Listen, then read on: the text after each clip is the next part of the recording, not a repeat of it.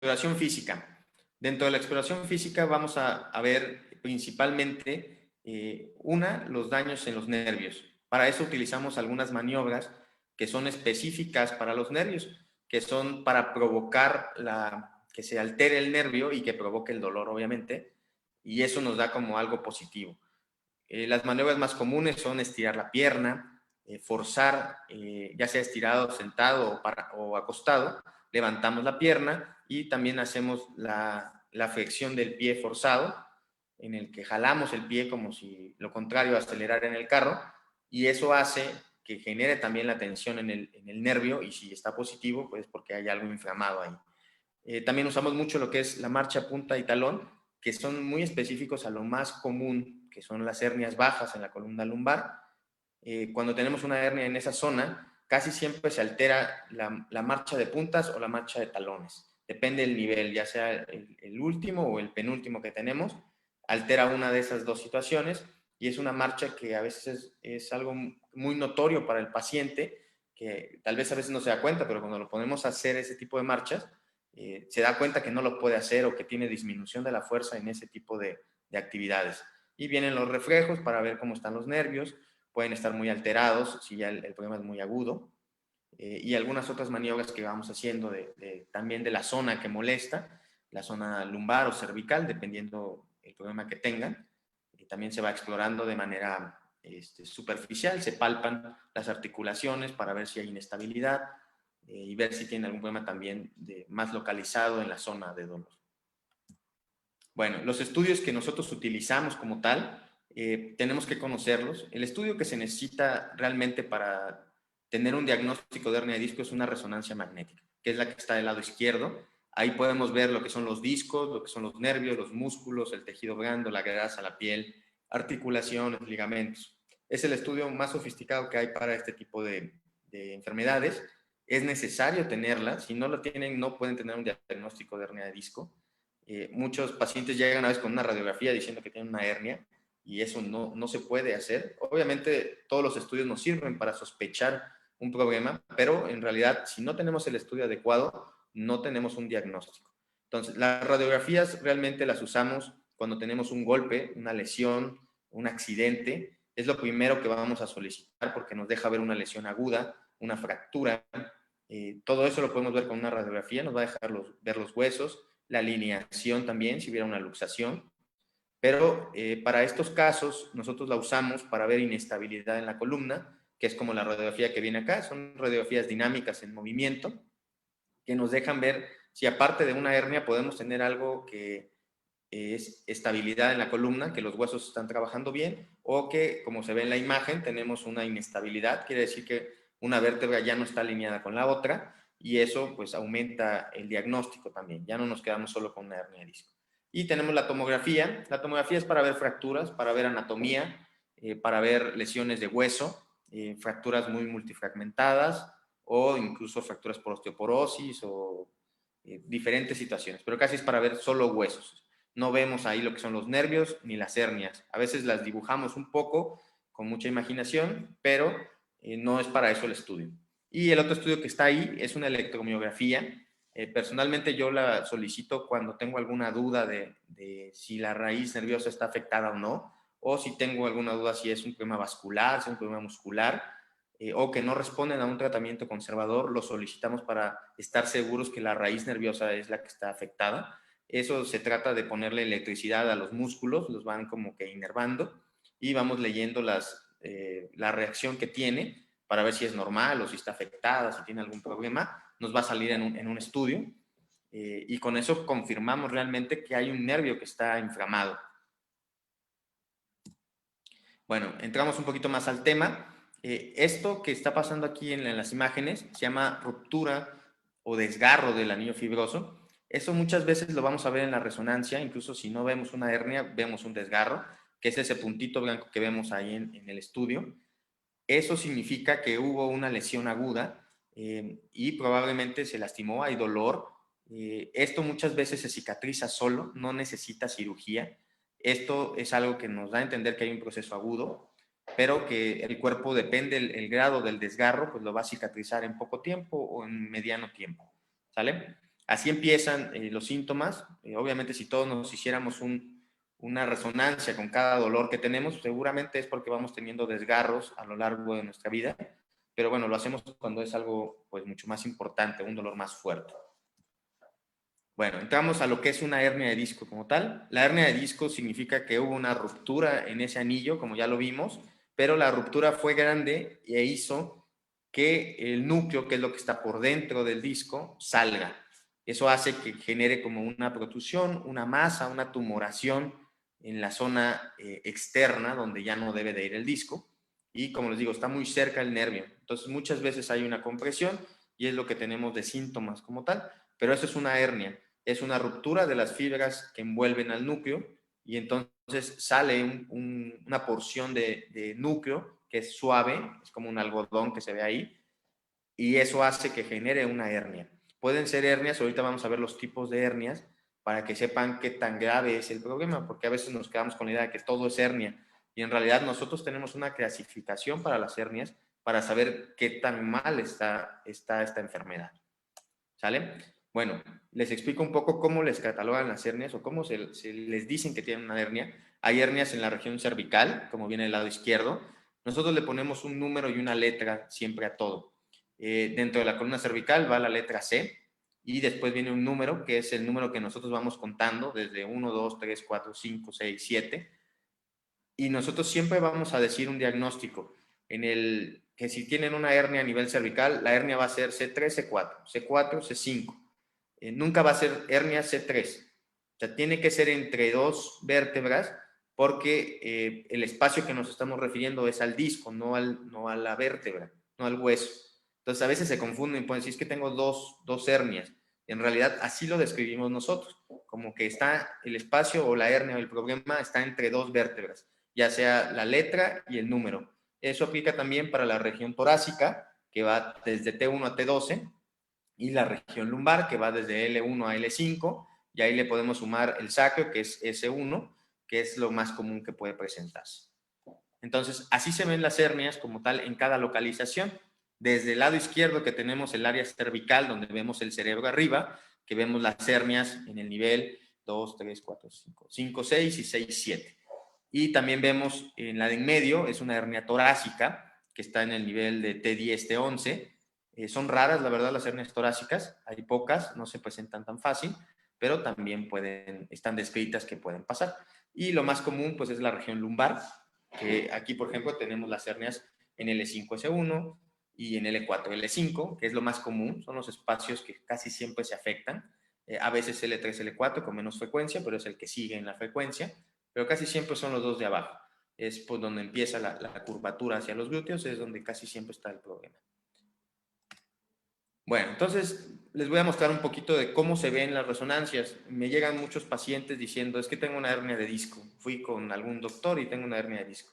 Y cuando yo veo la resonancia, en realidad, pues no le encuentro una hernia de disco como tal. A veces tiene una ligera protrusión o algo que sí pudiera pasar como que está comprimiendo, pero en realidad no es una hernia de disco que pueda ser algo tan agudo o tan agresivo para el paciente.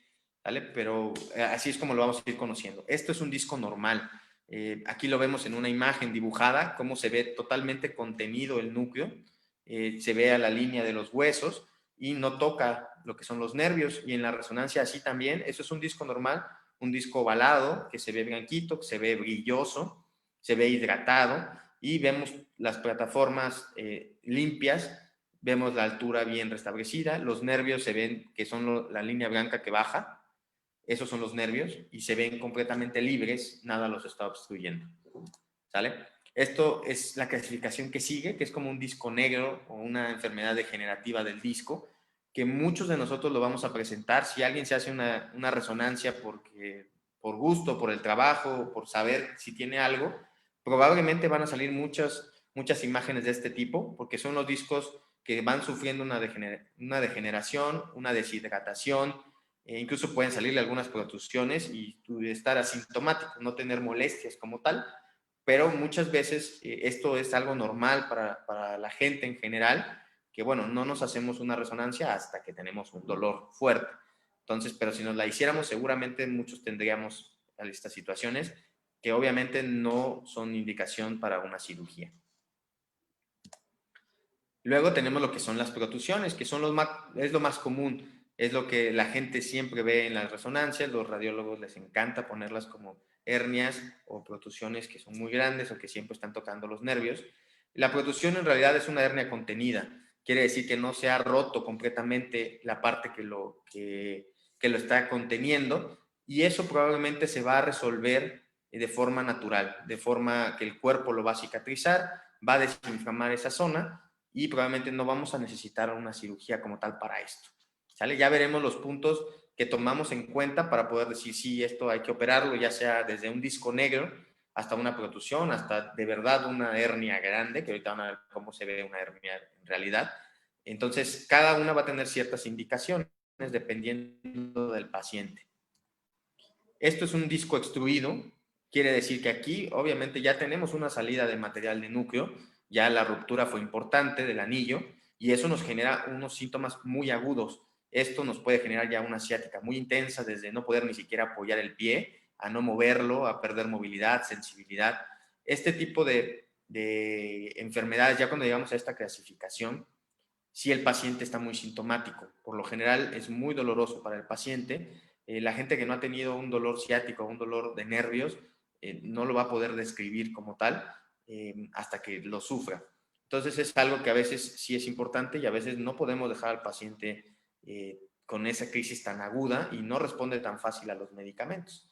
Entonces esto a veces sí tiene ciertas indicaciones quirúrgicas que igual las vamos a revisar, pero esto ya es una hernia como tal grande y probablemente ya bastante dolorosa para los pacientes.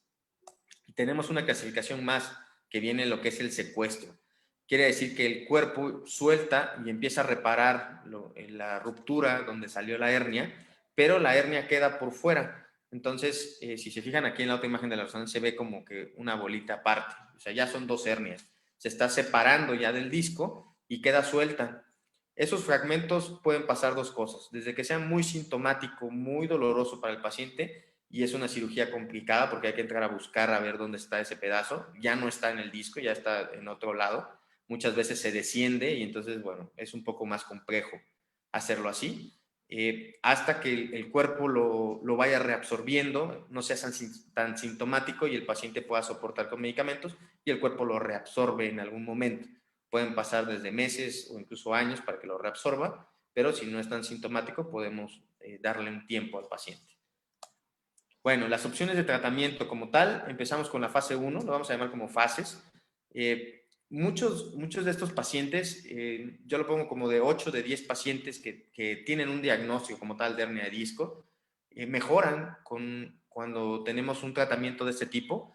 El tratamiento consiste en la rehabilitación física, que es diferente en cada paciente dependiendo de la molestia que va teniendo, pero básicamente pues es ejercicio, terapia manual, calor, ultrasonido, láser, diferentes situaciones que le van haciendo cada terapeuta lo va haciendo, y obviamente lo juntamos con algo de medicamentos, desde medicamentos inyectados para las dosis, para las crisis agudas, medicamentos que modulan lo que son los nervios, que usamos por las noches, y medicamentos analgésicos, relajantes musculares, ansiolíticos incluso a veces, que les ayudan a dormir un poquito mejor, porque casi siempre el problema de los nervios va a ser en la noche.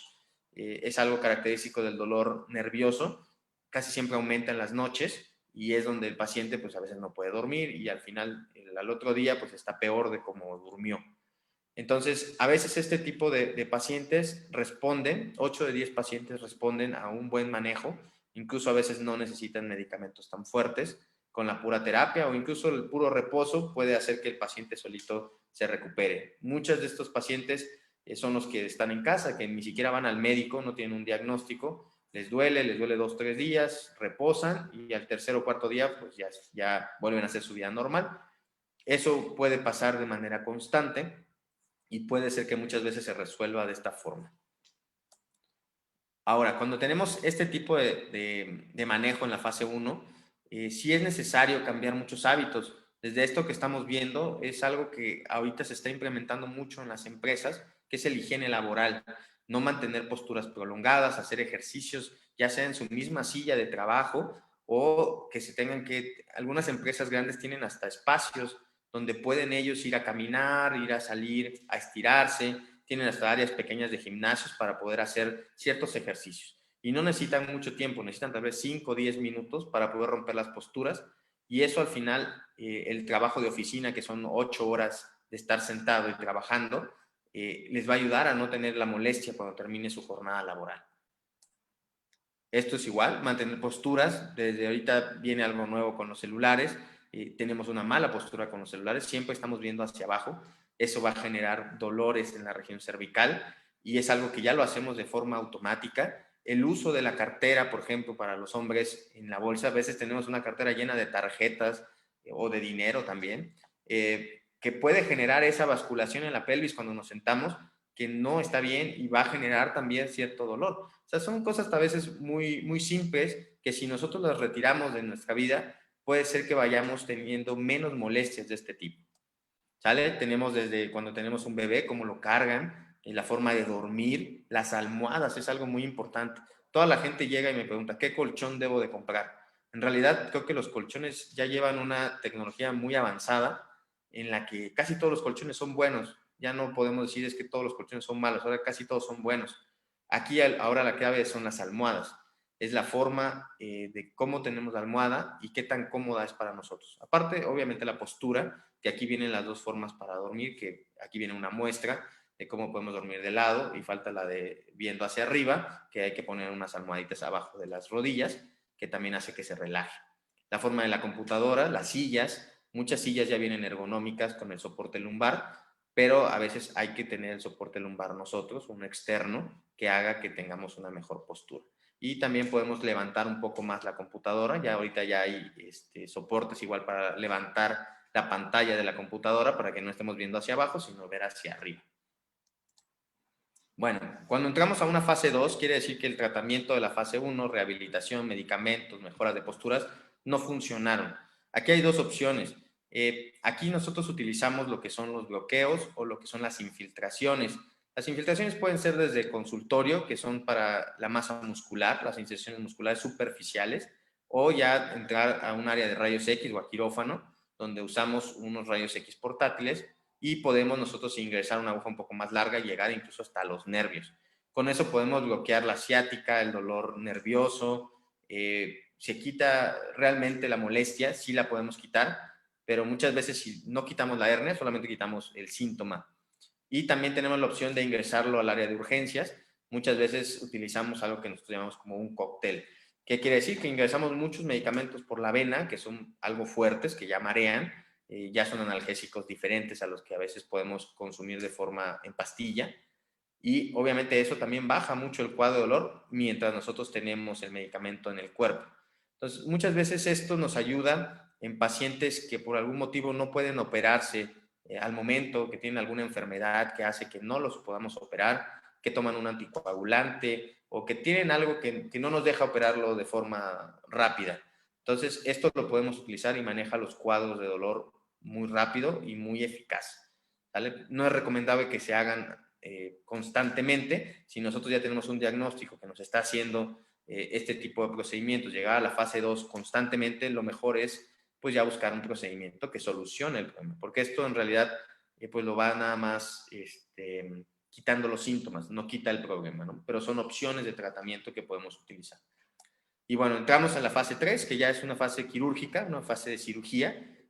Muchos de los pacientes a veces son 2 de 10, 1 de 10. La verdad son pocos los que llegan a este punto.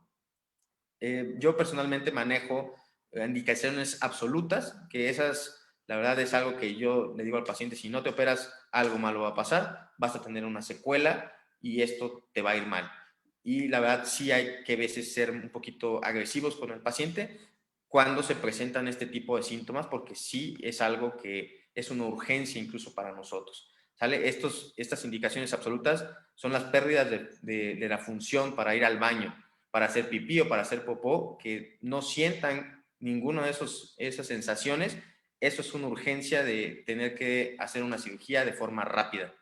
El déficit motor quiere decir que no podamos mover una pierna o que de plano estemos cojeando y no podamos ponernos de punta o de talones. Eso o una falta de sensibilidad muy grave que de plano no sientan la pierna no sientan nada de la pierna y no mejore con medicamentos, eso también hay que tratarlo porque muchas veces deja secuelas. Tal vez el dolor se va, pero la falta de fuerza o la falta de sensibilidad se quedan. Y eso es algo que al final, pues bueno, ya es algo que no lo vamos a poder quitar, incluso aunque después se quieran operar, ya no va a poder retirarse porque el nervio se lastima y entonces pues ya no podemos hacer nada. Y otro que yo uso es que el dolor no ceda a nada de lo que hacemos, incluso ingresando a las urgencias y el dolor no desaparece o no disminuye. Eso es una indicación quirúrgica, creo que para todos, porque no podemos dejar al paciente con dolor y si no mejora con ningún otro tratamiento, es necesario retirarlo de forma quirúrgica. ¿Sale? Las relativas ya viene dependiendo de la calidad de vida del paciente. Nosotros utilizamos unos cuestionarios que vienen a preguntas cotidianas de la vida, de estar sentado, cuántas cuadras caminan, qué actividades hacen, y con eso vamos sacando como un porcentaje de qué tan malo es su problema. Hay gente que vive con una molestia, igual siempre les ponemos un número del 1 al 10 qué tan molesto es para los pacientes. Los pacientes que viven con más de 5 de dolor, pues la verdad que no es una buena calidad de vida, pero eso ya lo decide de manera subjetiva el paciente. Entonces, cuando tenemos también crisis agudas constantes, que tenemos muchos ingresos a urgencias o muchas infiltraciones o múltiples tratamientos o llevan 30, 40 terapias y no mejoran al 100%, eso también es algo que tienen que tomar en cuenta en el que ahorita ya hay tantos procedimientos que ahorita van a conocer, que no hay que tenerle miedo a las cirugías si es que de verdad están teniendo una mala calidad de vida. ¿Sale? El vivir con dolor, la gente se acostumbra a vivir con dolor, es más fácil quitar sus actividades, el ejercicio, el cargar pesado, el hacer un deporte, el tipo de trabajo que hacen. Lo van modificando al punto de que no lo hacen porque les duele. Entonces, eso también a veces no es bueno para la salud a largo plazo.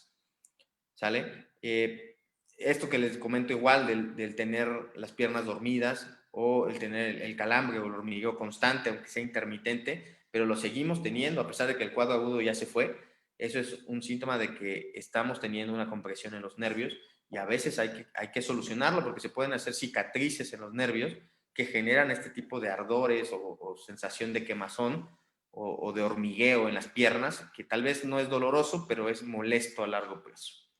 ¿Sale? Todo eso es relativo, eso no es una indicación absoluta. A veces el paciente sí es molesto para ellos y deciden por la cirugía. Hay gente que no y puede vivir con eso. ¿Sale? Bueno, los tipos de cirugías, tenemos las cirugías tradicionales. La imagen se ve un poco cruda, pero en realidad casi todas las cirugías tradicionales, para que podamos extraer las hernias cuando son grandes, hay que colocar material. No todas, hay gente que lo puede hacer nada más rompiendo un poquito del hueso y poder extraer las hernias. Pero hay veces que si son hernias muy grandes, pues hay que hacer una liberación muy amplia del hueso y genera inestabilidad y hay que colocar tornillos. Tal vez no tantos como se ven aquí, pero dependiendo el número de hernias o la zona que tengan afectada. ¿Sale? Tenemos también la microcirugía, que son cirugías utilizando microscopios. En este tipo, por ejemplo, yo utilizo personalmente el microscopio para las hernias cervicales, nos deja ver muy de cerca lo que son las estructuras en esta zona que son muy delicadas. Y bueno, el microscopio pues hace que se nos aumente el campo de visión y ser un poquito más precisos. ¿Ok?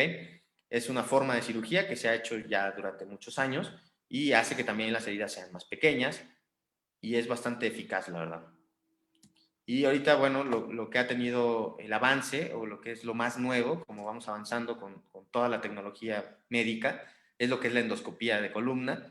La endoscopía realmente no es nueva, es un poco nueva en México, tal vez tenga unos 10, 15 años en México, pero a lo largo del mundo ha venido desde hace 25, 40 años, hay gente muy grande que lo hace desde hace muchos años. La idea es como cualquier otra especialidad en la que, por ejemplo, para la cirugía digestiva o para las endoscopías que hacen para el tracto digestivo, para el esófago, el estómago, es introducir una cámara que pueda navegar dentro del problema que tenemos, que es como la cámara que vemos aquí en la imagen superior del lado derecho.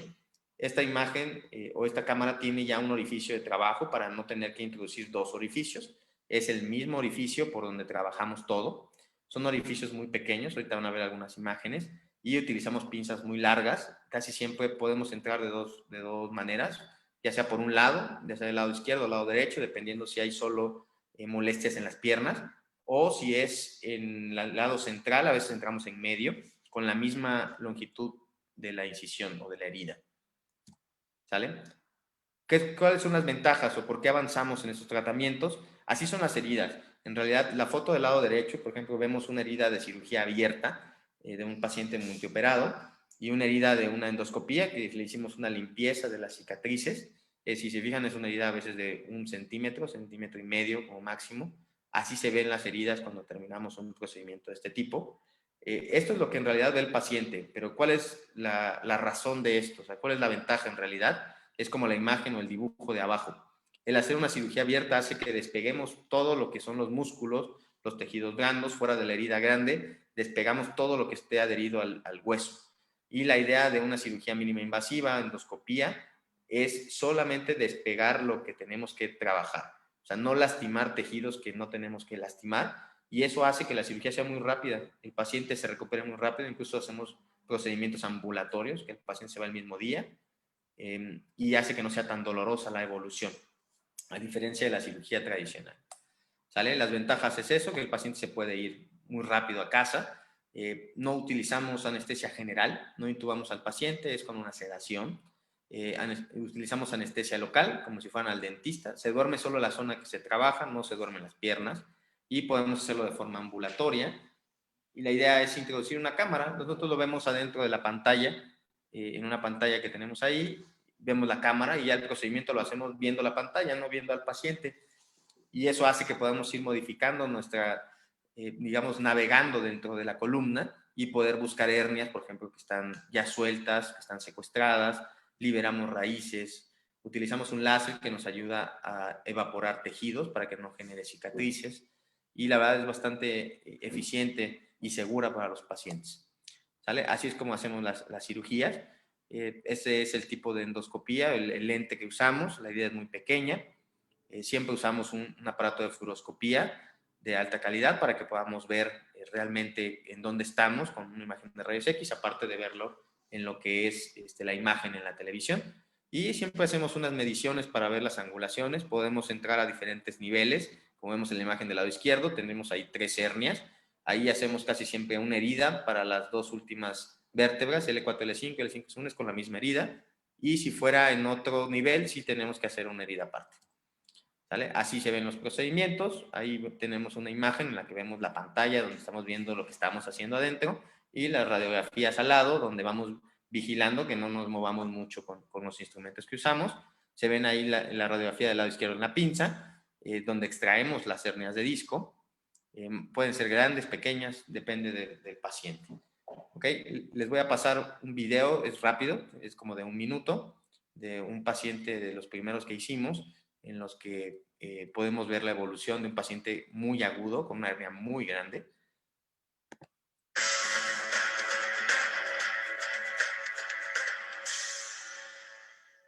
Es un paciente de 25 años que tiene dolor del lado izquierdo en la pierna. De hecho, venía con muletas, cojeando. Ya llevaba 2 semanas así. Entonces no era tan agudo, pero ya estar 2 semanas así, pues ya es algo doloroso.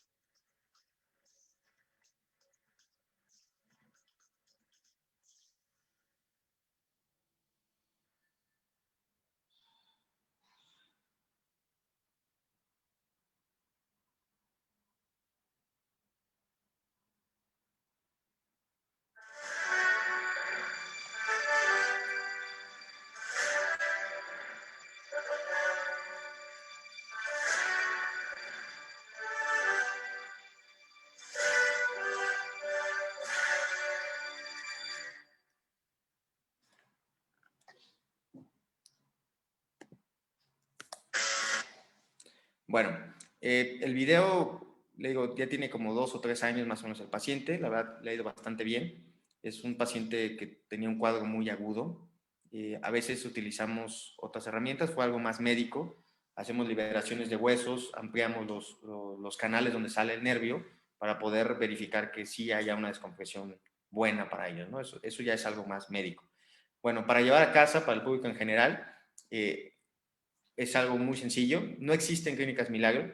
A veces vamos a muchos lugares que nos ofrecen muchas situaciones en las que se aprovechan del porcentaje de mejoría que tenemos. Como les dije, el 80% mejoran con medicamentos sin necesidad de cirugía, y eso es lo que nos venden a veces.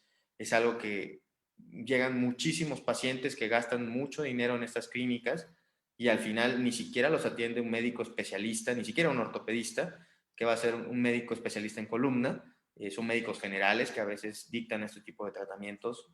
Entonces, no lo hagan, vayan con un especialista, con el que ustedes gusten, tengan un diagnóstico certero, tengan un diagnóstico en realidad, no le tengan miedo a los diagnósticos, es mejor saber lo que uno tiene para poder darle una solución, ya sea desde algo totalmente cambiar posturas, ejercicio, bajar de peso, hasta si necesitan alguna cirugía, pues también ya vieron que hay varias opciones y la que ustedes prefieran es la que pueden realizar. Siempre pídanle a su médico que les explique realmente la enfermedad, que les explique dónde está el problema, cuál es el problema. Es a veces un poquito difícil explicárselos a todos los pacientes, no lo entendemos tan fácil, pero tenemos que tener a pacientes que entiendan una enfermedad, que sepan dónde está su problema para que realmente entiendan qué es lo que tienen que hacer. ¿Sale? No es bueno acostumbrarse al dolor. Yo siempre le digo a mis pacientes, mejora tu calidad de vida. Si tu calidad de vida es buena, adelante, no te hagas nada, no hagas ningún tratamiento. Pero si objetivamente vemos que tu calidad de vida es mala, busca una opción, algo para que mejores, ¿no? La idea ahorita ya con la tecnología es no dejemos a los pacientes con una mala calidad de vida. Siempre tratemos de mejorarlo, aunque sea un paciente grande con muchas comorbilidades, hay que buscar mejorar siempre la calidad de vida, tal vez no mejorarlo al 100%, pero ayudarle con los dolores. Esos dolores de nervio, la verdad, son bastante intensos. Para los que lo han vivido, pues saben más o menos de lo que yo hablo. ¿Sale? No todas las hernias necesitan cirugía, no porque te digan tengo una hernia, entonces hay que operarme, ¿no? Ya vieron que hay indicaciones muy relativas hacia el paciente, muy subjetivas, y otras indicaciones que sí son objetivas y son de los médicos. Si necesitas una cirugía, siempre que te expliquen cómo es tu cirugía, los riesgos que tenemos, el tipo de anestesia y qué son los riesgos más malos que pueden pasar y cuáles son los riesgos que frecuentemente pasan. Porque muchas veces vamos a leer, la gente luego se informa en internet y ven muchas cosas que a veces realmente no pasan o casi no pasan, pero hay otras que sí. Entonces, siempre es necesario, si tienen alguna duda, antes de cualquier cirugía, tienen que resolverla con su médico para que ustedes entren a un quirófano, a una cirugía, con todas las ideas despejadas, para que sepan qué puede pasar y qué no puede pasar. ¿Sale? Bueno, pues eso fue todo. Marisol, no sé si tenemos preguntas. Sí, doctor, de hecho por aquí ya estoy anotando algunas que nos están haciendo, tanto en Zoom como en Facebook. De antemano agradecerle porque me parece que la explicación estuvo súper acertada, muy fácil de entender y nos fuimos guiando por puntos importantes quizá a considerar que no tenemos en cuenta de forma normal, ¿no? Si alguien no nos lo explica de esta forma. Entonces, le agradezco por su presentación y también a todos los participantes que han estado activa. Hemos tenido alrededor de 80 a 100 participantes activos, entonces es un muy buen número. Les agradecemos a los que están por allí. Y bueno, pasamos a la sesión de preguntas y respuestas. Doctor, empiezo con unas, tenemos dos que son bastante técnicas. Me parece que Shun o es médico o es fisio, pero nos comenta por aquí cómo poder rehabilitar la hipertrofia del ligamento amarillo causado por la presión ejercida por una hernia y cómo poder hidratar la hernia de mi paciente. Bueno, para comenzar, hay que saber cómo, cómo está la anatomía de la columna. Entonces, la hernia está en la parte anterior de lo que es el nervio y el ligamento amarillo está en la parte posterior. Entonces, la hernia nunca va a poder comprimir el ligamento amarillo. Se puede hacer algo que se genera de forma degenerativa, que es un canal lumbar estrecho, que ya no es una hernia nada más, sino hay, como bien dicen, hipertrofia del ligamento, hay hipertrofia hipertrofia quiere decir que está aumentado de tamaño. Entonces, se aumenta de tamaño también lo que son los huesos, las facetas articulares, el ligamento amarillo, y se puede juntar con una hernia, pero ahí ya hay varios factores que hacen que se comprima el nervio por adelante y por atrás. Entonces, eso ya no es una hernia nada más, eso casi siempre es algún paciente ya de varios años, ya de la tercera edad, que ya tiene un factor degenerativo. El ligamento amarillo no se puede desinflamar ya cuando está hipertrófico, no hay forma de hacer lo que vuelva a la normalidad. Para hidratar el disco sí hay algunos tratamientos que utilizamos, desde algún tipo de colágeno hidrolizado, algunos usan lo que son las plaquetas, el plasma rico en plaquetas, que no está totalmente descrito, pero algunas gentes me han llegado que lo han hecho y a veces tienen buena evolución. Ahorita está con lo de las células madre, que todavía tampoco está bien avanzado, pero es algo que se está trabajando en eso. Pero de ahí en fuera es algo que tienen que trabajar con ejercicio para ayudarle al peso que carga la columna, el ejercicio y el fortalecimiento de los músculos con la mejoría de posturas, el bajar de peso, todo eso hace que al final los discos se puedan rehidratar en algún momento. Perfecto, doctor, excelente, muchas gracias. Y por aquí me iré haciendo una y una para contestar en ambas plataformas. En Facebook nos comentaban que qué opinión tenía del ozono. Nos comentan específicamente que el esposo de la paciente, o bueno, de la persona que nos lo comenta en Facebook, nos pone: mi esposo tiene 3 hernias de disco, le aplicaron ozono solo 2 veces en 14 años y se ha librado de la cirugía. Bueno, el ozono realmente, hay diplomados de ozono, hay gente que se dedica mucho al ozono. Yo personalmente no lo uso, he visto cómo lo usan, he visto que lo usan, por ejemplo, para infecciones directamente en la columna y tienen buena evolución. En realidad el ozono lo que hace es desinflama todo, desde las hernias hasta los músculos. Yo he visto que lo infiltran en las zonas musculares y mejora mucho. Yo personalmente no lo uso. Casi siempre los pacientes que mejoran con ozono o que mejoran con alguna terapia no convencional son pacientes que seguramente, si mejoraran sus posturas, hicieran rehabilitación, seguramente con eso también mejorarían. Pero bueno, son tratamientos que al final van siendo descritos. La gente que le va bien, pues es algo bueno para ellos. Hay mucha gente que le va mal. También es algo que, como no son ciencias totalmente aprobadas, digamos que van a haber muchos pacientes que les va muy bien y a algunos les va a ir mal.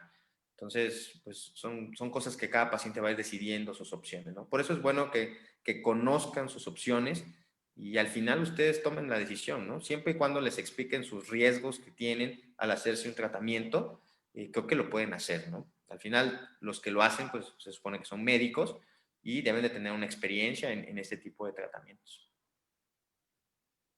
Claro, y sí es verdad como comenta, ¿no? Revisar en qué fase se encuentra esa hernia para saber qué tanto sí puede evolucionar y qué tanto no. Y ahorita mencionó una cuestión clave que sí me gustaría como resaltar, que es justo eso, revisar que quien los esté atendiendo sea realmente el especialista, que tenga avaladas las cédulas en lo que está diciendo, ¿no? Porque eso también es súper importante. Bueno, ahorita ya lo pueden hacer muy fácil. Si se meten ustedes a la página de profesiones, ahí pueden buscar los nombres de cada médico con el que van y tienen que salir las cédulas de especialidad, médicos generales, médicos especialistas, para que ustedes estén confiando, ¿no? Exacto.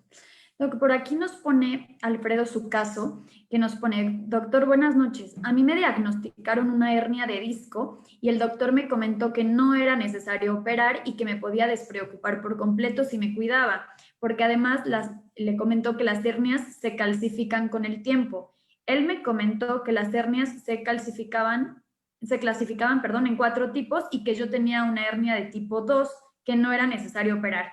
Aquí lo que yo quisiera conocer es ¿Qué tan cierto es que las hernias calcifican y si esto puede suponer algún riesgo si la hernia continúa evolucionando? Ya que, como comentó, las mismas hernias involucionan y pueden ser reparadas por el mismo cuerpo, regresando el disco a su lugar normal con el tiempo. Y adicional nos agrega que también acudió con un neurocirujano que realiza cirugías de columna. Bueno, por lo general, si aquí por ejemplo le ponen un tipo 2, quiero pensar que era una protusión, algo no tan grande, no tan sintomático, no era tanta la molestia que usted tenía.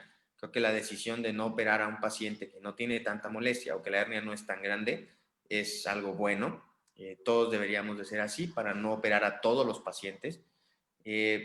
Al final, creo que no todas las hernias se calcifican. Las hernias al inicio, cuando son agudas, es como un golpe.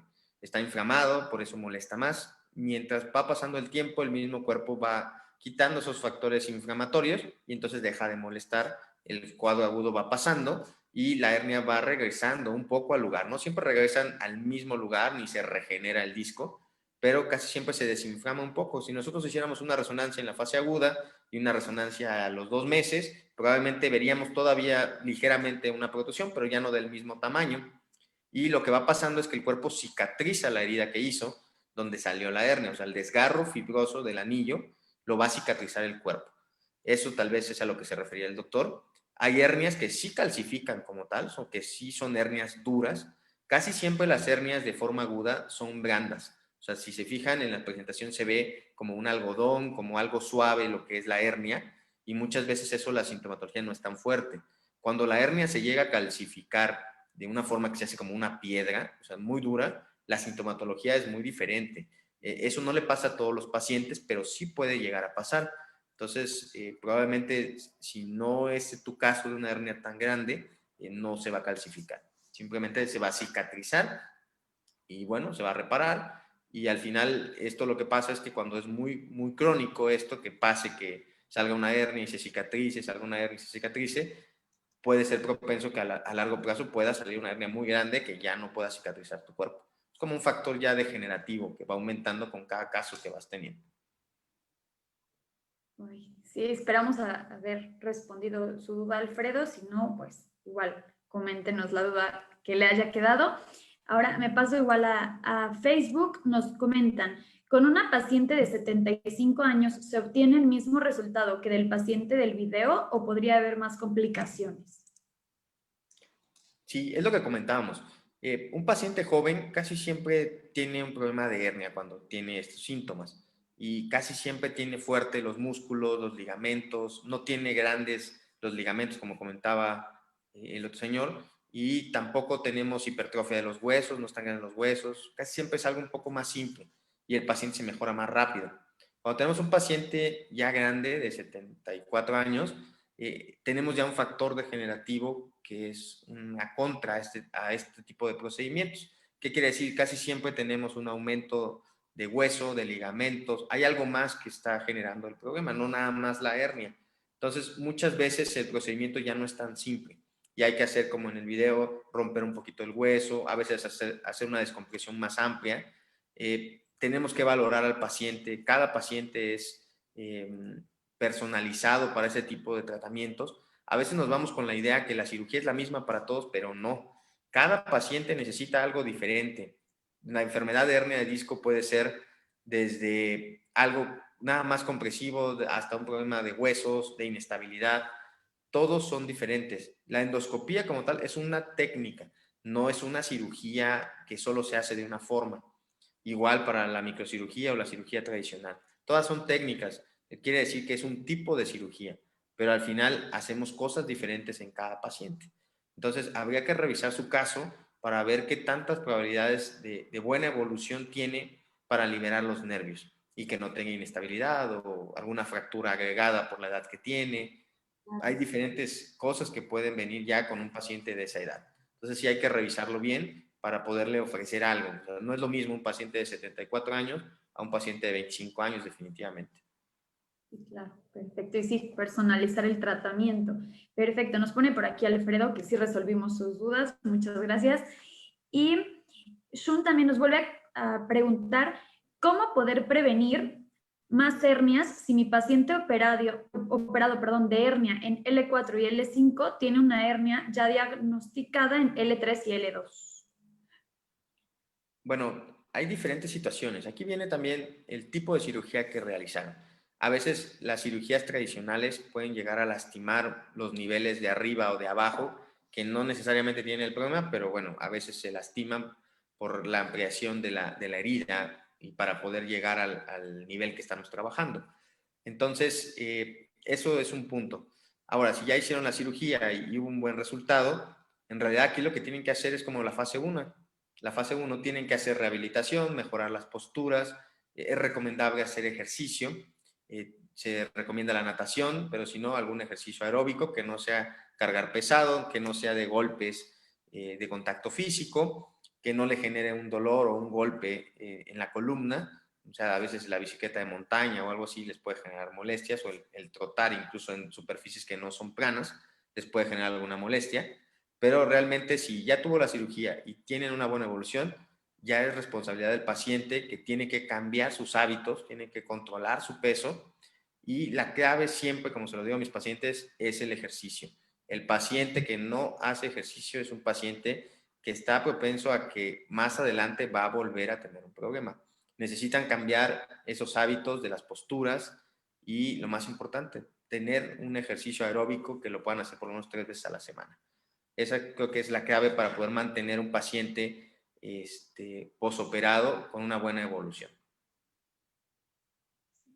Es verdad. Yo estoy relacionándolo conmigo. Doctor, nos ponen por aquí. ¿Qué especialista es el ideal para tratar tales diagnósticos? Bueno, aquí tenemos dos áreas. En realidad, somos dos los especialistas que tratamos este tipo de padecimientos. Tenemos a los neurocirujanos, que son médicos especialistas con una rama diferente a la otra rama, que somos los ortopedistas, pero al final nos juntamos en eso, que somos un cirujano de columna. En la Asociación de Cirugías de Columna tenemos a las dos ramas. Cada quien tiene, yo creo que una escuela un poco diferente, que al final se junta un poco, pero siempre tenemos ideas diferentes. El neurocirujano y el cirujano de columna, que es ortopedista, a veces tenemos diagnósticos diferentes. Los neurocirujanos están más aplicados a usar el microscopio porque es lo que usan regularmente. Nosotros no aprendemos con el microscopio, tenemos que aprender después a usarlo. Entonces, tal vez buscamos otras formas, como es la endoscopía, que nosotros somos un poquito más pegados a ese tipo de tratamientos porque hacemos las artroscopías en la rodilla o en el hombro o algo diferente. Tal vez es un poco más fácil para nosotros. Pero al final creo que cualquiera de los dos, mientras tengan un conocimiento en el área de la columna, les van a poder dar un comentario, una opinión acertada. Incluso si ustedes van con un médico y no les gusta el diagnóstico, tienen alguna duda, es recomendable que vayan a una segunda opinión para saber qué pasa. O sea, también se vale, ¿no? Al final, creo que el paciente ahorita tiene las opciones para poder decidir que se opere con el que él quiera, y si tiene alguna duda o algo no le gusta, pues es mejor buscar una opinión hasta que estén 100% convencidos, ¿sale? Eso es algo que, la verdad, neurocirujano, ortopedista, mientras sea especialista en columna, yo creo que van a tener un buen resultado y van a tener una buena opinión para su problema. Sí, qué bueno que lo menciona. Eso es de suma importancia justamente tener, y si se tienen dudas, pues a pedir una segunda opinión, que quizá lleguen al mismo punto y el paciente se sienta quizá más tranquilo, ¿no? Doctor, nos ponen por aquí también que si usted recomienda la rehabilitación y fisioterapia pre o post cirugía o no es necesaria. Bueno, la terapia viene encaminada a los síntomas del paciente. Si tenemos un paciente con síntomas no tan graves que quiera hacer terapia, puede intentar solucionar su problema como lo vimos en la fase 1, que muchas veces se soluciona con la terapia o con el medicamento. Si el paciente responde bien a la terapia y al medicamento, pues obviamente no necesita una cirugía. Si el paciente haciendo terapia, que muchas veces pasa, le duele más que antes de hacer la terapia, es un paciente que no debe hacer terapia. Pero no la hacemos como para preparar al paciente para la cirugía. La podemos hacer para ver si ese tratamiento funciona y mejora el cuadro, pues ya no lo operamos. definitivamente después de una cirugía, todos los pacientes tienen que hacer terapia. Eso es algo que es para todos, sin excepción alguna. Cualquier tipo de cirugía que se haga en esta rama necesitan terapia. Perfecto, doctor. Por aquí igual nos comentan que hay un médico o persona que hace alineaciones, que sí, eso es recomendable. Bueno, aquí entramos en lo que son las clínicas milagro, algún tipo de esto, ¿no? Hay mucha gente que va con hueseros, ¿no? Así les llaman. A veces son quiroprácticos, hueseros. A veces sí tienen una licenciatura en esto, pero bueno, al final creo que lo primero que tienen que hacer antes de ir a alguna clínica de este tipo es tener un diagnóstico. Si nosotros tenemos un diagnóstico por un especialista en columna y ustedes deciden tomar algún tratamiento alternativo, creo que están en todo su derecho de hacerlo, pero ya tienen un diagnóstico. El problema con este tipo de manejos donde los alinean o los truenan o no sé qué más les hagan, es que pueden tener alguna enfermedad realmente objetiva o realmente grave y eso les va a hacer que se aumente la enfermedad. A mí me tocó a veces, me tocó ver apenas unos casos en el que llevaron a una persona grande y cuando le hacen esas alineaciones las fracturan. Incluso no saben que tienen osteoporosis, fragilidad en los huesos y a veces son un poco bruscos en los tratamientos y en lugar de ayudarles, pues empeoran, ¿no? Pero volvemos a lo mismo, creo que hay gente que va y habla maravillas de ellos, que mejoran, que mejoraron mucho sin cirugía. Son cosas que son muy personalizadas para cada paciente. El problema aquí es que cuando hacemos algo que no está avalado o no está realmente estudiado, tenemos el riesgo de que algo salga mal. Y pues ahí es algo que ya no podemos hacer nada porque, bueno, ya se lastimó de más el paciente. Entonces yo no recomiendo ningún tipo de terapia alternativa de mi parte. Si el paciente lo quiere hacer, pues bueno, cada paciente es libre de buscar sus opciones, pero yo no las recomiendo ningún tipo de terapia alternativa como tal que no esté aprobada. Sí, no, y efectivamente, no tenía, sin tener todos los estudios necesarios, o sea, realmente como mencionaba, ¿no? La resonancia o realmente, o no sé si se llega a requerir las densitometrías para ver justamente esto que menciona. Entonces, sí, creo que es muy necesario acudir con el especialista o los especialistas que ya bien comentaba el doctor Ricardes para buscar sí, la alternativa más conveniente, ¿no? Por aquí, doctor, nos ponen buenas noches. Si me diagnosticaron una hernia discal, tengo 21 años. Bueno, creo que esta igual la resolvimos con una pregunta anterior, pero nos comenta qué tan viable sería una operación a esta edad y qué probabilidad hay de requerir otra cirugía en el futuro. Y de igualmente, este mismo paciente nos menciona que si en cuanto a una rectificación de la columna, en concreto en la lumbar, todo el tiempo se tiene que tener cuidados posturales para evitar una nueva herniación. Bueno, los cuidados de postura, que se llama como tal higiene de columna, es algo que tendríamos que tener todos, aunque no nos operemos, aunque no tengamos un problema en la columna, todos deberíamos de realizar este tipo de posturas, porque creo que es algo que previene la enfermedad y obviamente alguien que ya la tiene o que ya tuvo una cirugía, pues va a prevenir que volvamos a tener este tipo de situaciones. Hay que entender que las cirugías en la columna no renueva su columna, no vuelve a salir una columna nueva. Al contrario, una cirugía en la columna es una agresión para el cuerpo. Si nosotros extraemos la hernia, es un pedazo, un trozo de disco que ya no va a tener el disco normal. Entonces va a ser más débil. Eso quiere decir que es propenso a generar nuevas hernias más adelante si nosotros no le ayudamos a que no cargue tanto peso. Entonces, sí tenemos que conocer de este tipo. A veces la gente se va con la idea, ya me operé y entonces ya se solucionó mi problema. Se soluciona el problema agudo, el problema en el que está el paciente en este momento. Pero a menos de que nosotros le quitemos todo el disco al paciente, que ya es una cirugía completamente diferente, entonces es la única forma de decirle al paciente que no va a volver a tener una hernia. Pero la idea de la tecnología y la idea de la evolución en los tratamientos es mantener la anatomía del paciente. Siempre es intentar hacer menos en el paciente, lastimar menos, retirar menos órganos o menos estructuras del cuerpo para que su cuerpo tenga una anatomía lo más normal posible.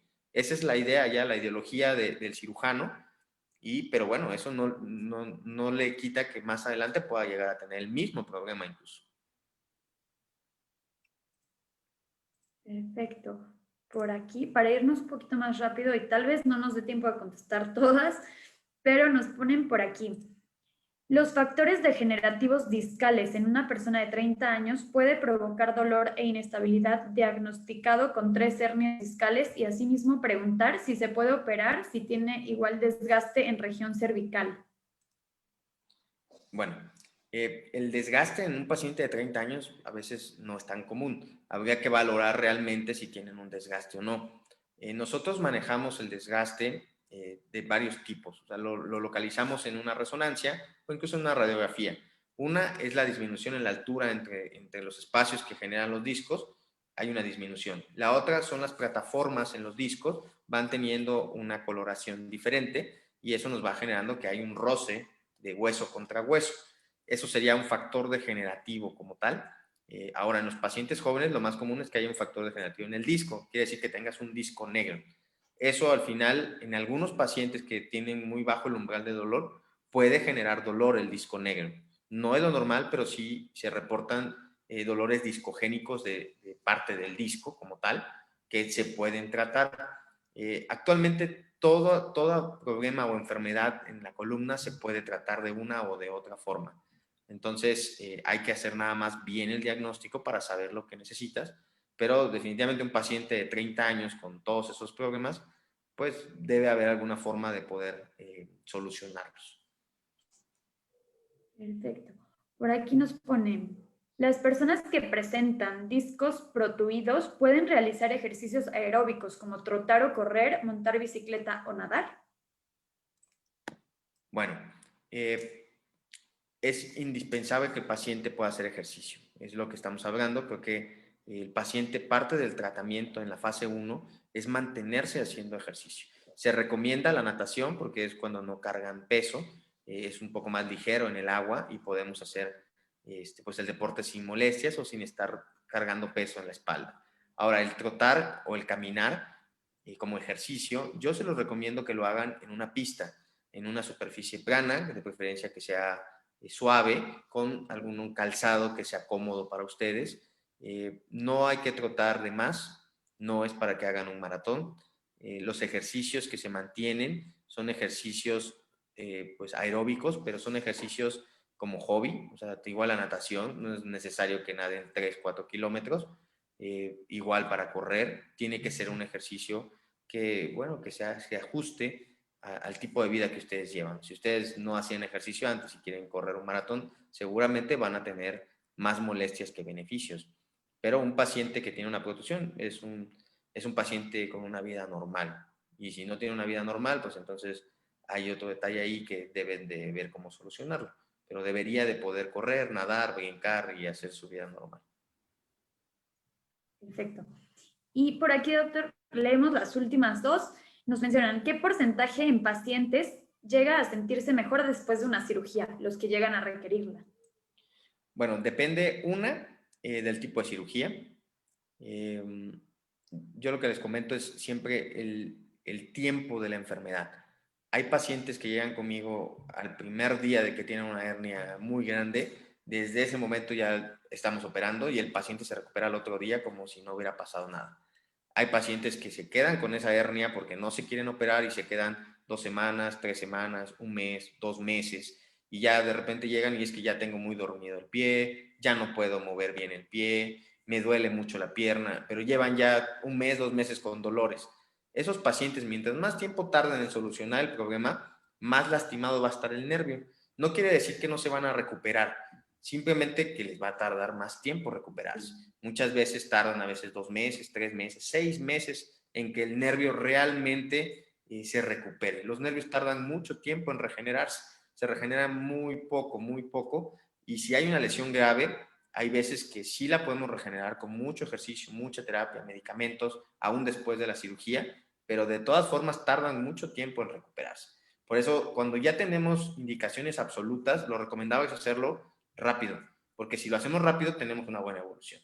Eso pasa también para las hernias cervicales, que es donde mucha gente también los deja y ya se quieren operar cuando ya de verdad el problema está muy avanzado. Entonces ya el pronóstico de recuperación pues no es tan bueno como el paciente quisiera. Las cirugías no son cirugías milagro tampoco. Las cirugías resuelven un problema, pero no reparamos ni discos ni nervios en las cirugías. Solamente los limpiamos, los liberamos, los dejamos un camino para que respiren más fácil, pero no se reparan nervios. La lesión nerviosa es algo que el cuerpo solo lo va a reparar y a veces lleva mucho tiempo, depende de cada cuerpo.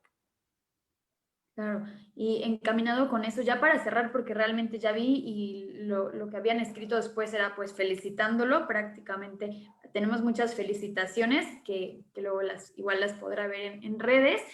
Y encaminado con eso, recordaba justo en el seminario anterior que también el doctor Saulo Abraham, que es oncólogo, nos decía justo eso, que realmente cuando tenemos una molestia, sea cual sea, ¿no? Ahorita lo van de volver a mencionar en este punto, que es tema columna, él lo mencionaba, tema cáncer, y todo este sentido, es necesario, ¿no? Y nos decía, por favor, en el momento en el que empiecen a tener sintomatología, dolor, no se les quita, empiezan a ver que algo hay diferente en su cuerpo, ¿no? En ese momento acudan. Y muchas veces, quizá, no sé si sea por tema social o qué, nos da temor, ¿no? Nos da temor decir no. Y si voy y me dicen que sí me tienen que operar, pero pensarlo, pues da igual porque si sí se tiene que operar, sea en ese momento o en 6 meses va a ocurrir, ¿no? Entonces siempre, igual la vez pasada comentábamos, es importante que en ese momento acudan porque tal vez en ese momento sea